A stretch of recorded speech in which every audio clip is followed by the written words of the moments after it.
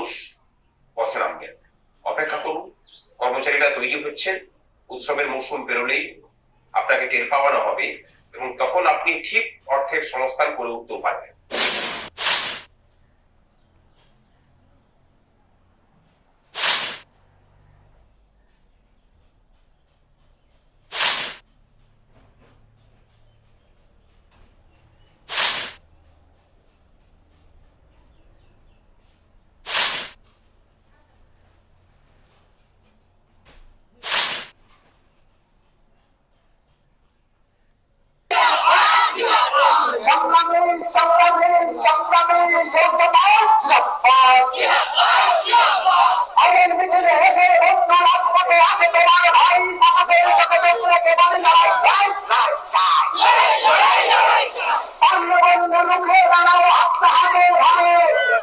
কিন্তু আমরা এই পশ্চিমবঙ্গে দেখছি যে কোনো মানুষের যেমন মৌলিক অধিকারের স্বীকৃতি পশ্চিমবঙ্গ সরকার দেয় না, ঠিক সেরকম ভাবেই বিগত 12 বছর ধরে এই রাজ্যের কর্মচারী, শিক্ষক, ডাক্তার, নার্স সহ অস্থায়ী কর্মচারী কারুর মৌলিক অধিকারের কোন স্বীকৃতি সরকার দেয়নি। আজকে কেন্দ্রীয় সরকারের পক্ষ থেকে এআইসিপিআই মেনে আরো 4 কিস্তি অর্থাৎ 4% হারে মহার্ঘ ভাতা বৃদ্ধি করা হলো। তাদের মোট পরিমাণ দাঁড়ালো 46%। আর আমাদের উন্নয়নের এগিয়ে বাংলার রাজ্যে আমরা বর্তমানে পাচ্ছি সেটা 6%, অর্থাৎ ব্যবধান বেড়ে 40%। হ্যাঁ, আপনারা ঠিকই শুনছেন, 46% মহার্ঘ ভাতার মধ্যে 40% বকেয়া। এতটাই এগিয়ে আমাদের মাননীয়ার রাজ্য এবং তার এগিয়ে বাংলা। আমরা মনে করি বিগত 12 বছর ধরে উনি প্রত্যেক সময় একটা কথাই বলেন যে আমার অর্থের সংস্থান হলেই আমি সমস্ত বকেয়া মিটিয়ে দেব। অর্থের সংস্থান যে সরকার 12 বছর ধরে করে উঠতে পারে না, সেই সরকারের করে ওঠার ক্ষমতা আছে বলে আমরা মনেও করি না।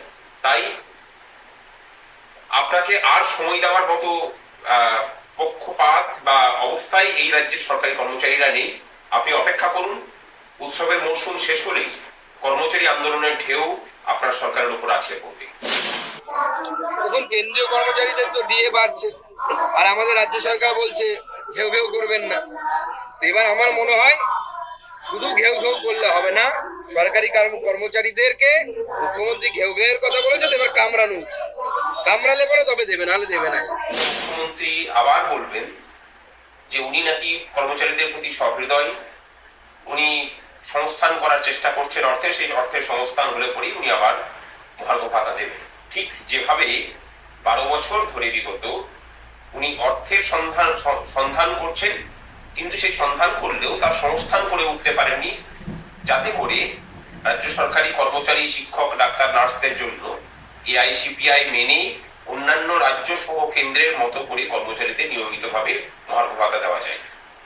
আমরা অপেক্ষা করি ওনার অর্থের সংস্থানের কাজ চলতে থাকুক, আর তার আগে আমরা বরং আমাদের কর্মচারীদের পক্ষ থেকে এবং সংগ্রামী যৌথ মঞ্চের পক্ষ থেকে আপনাকে এবং আপনার সরকারকে একরাশ ধিক্কার জানাই যে দেশের মধ্যে আরেকটা দেশ তৈরির যে প্রচেষ্টা আপনি করছেন এবং যেভাবে শুধু কর্মচারী নয়, শিক্ষিত ছেলে মেয়ে থেকে শুরু করে সকলকে বঞ্চিত করার যে নজিরবিহীন ইতিহাস রচনা করছেন, আমার মনে হয় সময় খুব সমাসন্ন যখন সমস্ত কিছুর দাবিতে মানুষ পথে নামবেন। অপেক্ষা করুন, কর্মচারীরা তৈরি হচ্ছেন, উৎসবের মৌসুম পেরোলেই আপনাকে টের পাওয়ানো হবে এবং তখন আপনি ঠিক অর্থের সংস্থান করে উঠতেও পারবেন।